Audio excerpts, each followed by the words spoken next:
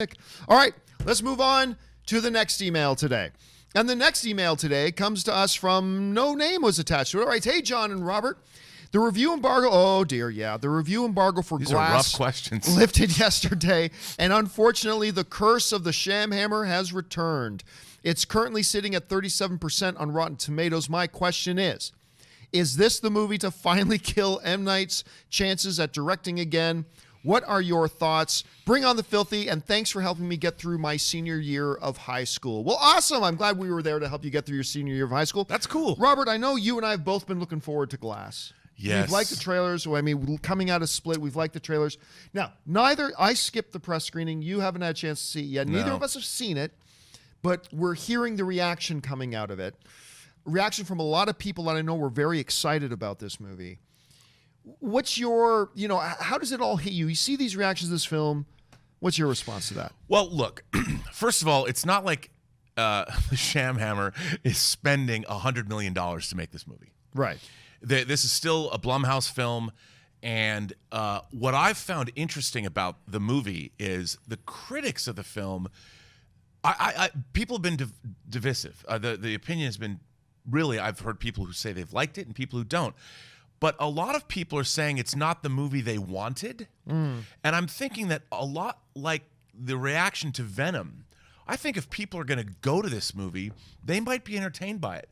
Even though I've read the reviews that haven't been so great, the things in the reviews still make me interested in the movie.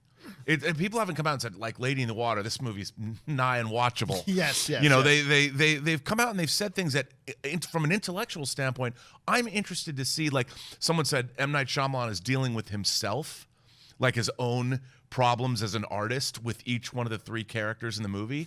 I'm like, that's enough to get me to go see a film. That's interesting to me. Now, is it going to change my life the way I wanted it to? Maybe not. But I'm going to see it. I'm going to go see it. Yeah, I'm going to go see it too. And I'll tell you the part that concerns me, though. The part that concerns me isn't so much the 37%.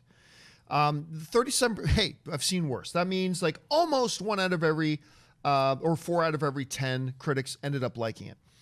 What concerns me is when I look at the reviews that liked the movie and they gave it positive. Now, I'm on Rotten Tomatoes website right now. I'm on the Glass. And as of, this moment right now, it's sitting at 37%.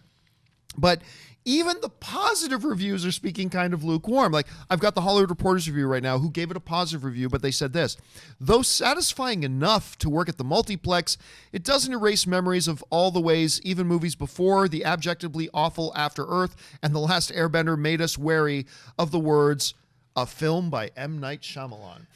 Then you looked at another one of the positive reviews from The Insider wrote, as much as I enjoyed Glass, I don't think it's as good as Unbreakable or Split. You look at something like Empire Magazine, who wrote, again, another positive review, but this is how positive it was.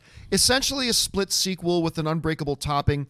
This is a weaker version of either of those two movies. Still a decent amount of entertaining and creepy sequences. Most of them only due, though, to James McAvoy's commitment to his performance. So I don't mind it when I see a movie that's got like 50%, but the 50% that liked it are like, yeah, I really liked it. Right. Something like a Venom. Like, because the people who like Venom are like, yeah, it's a bit of a mess, but it's really, really fun.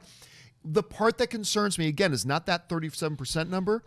It's that number that says, it's that 63% that are saying, yeah, it's pretty good. Yeah. And that's the part that worries me.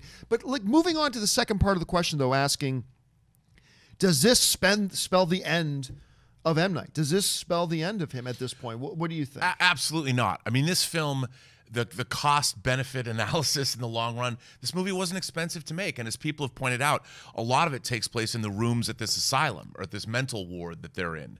So, there isn't the kind of effects budget that you had with an Infinity War. So this film, I don't think this film can help but be profitable. It might not be profitable as Split was. Split was a huge hit for Blumhouse. But I think that it's going to do fine. People are going to go, it's opening weekend, it's probably going to do fine. It's this weekend, right?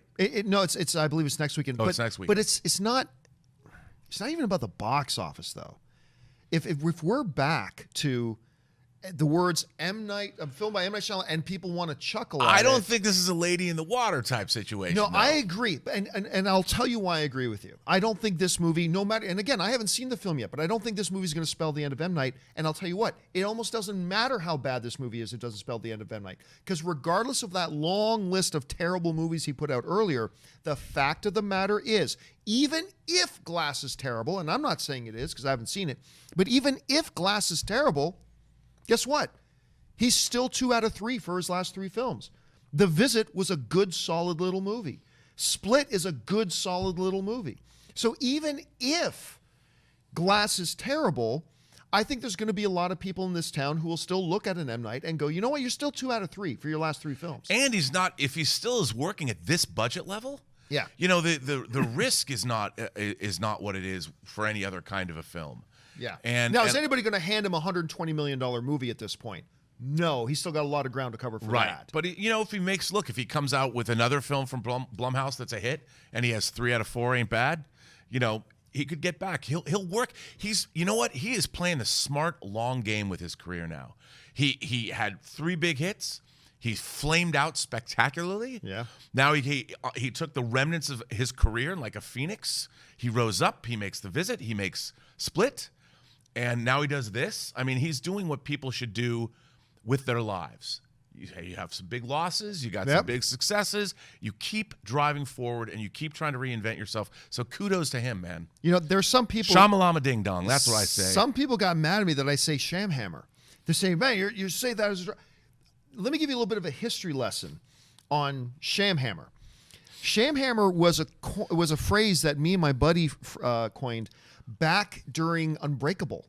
Because he had done Sixth Sense and then he had done Unbreakable, and we're like, he's not just Shyamalan, he's the Sham-Hammer. Because we were like, it was meant as a term of honor, like the Sham-Hammer. So when he got on his bad streak, just because he got on his bad streak, I didn't stop using the term of honor because now he sucks. No, I just kept calling him the Shammer. That's just my nickname for him now. Which is fantastic. I thought it was some name that I just never heard before. I didn't realize that is a John Campea original. Yeah, the Hammer. Like the Sham-Hammer is the greatest. A little more background because my hometown is Hamilton, Ontario, Canada, also known as the Hammer. That's what we call Hamilton is the Hammer. So from Mercer Island, we call it the Rock. I like that. I like that. By the way, one of my favorite, probably my absolute favorite Nicolas Cage movie. Just a little history there. All right. By the way, he was so good as Noir Spider-Man. Oh, yes, he was. I want to see a Noir Spider-Man movie. Just saying. I wouldn't mind seeing a Penny Parker movie, too. Oh, yeah. I wouldn't mind seeing a Peter Porker movie. I mean, I'm on board for all of them. I'm in. All right.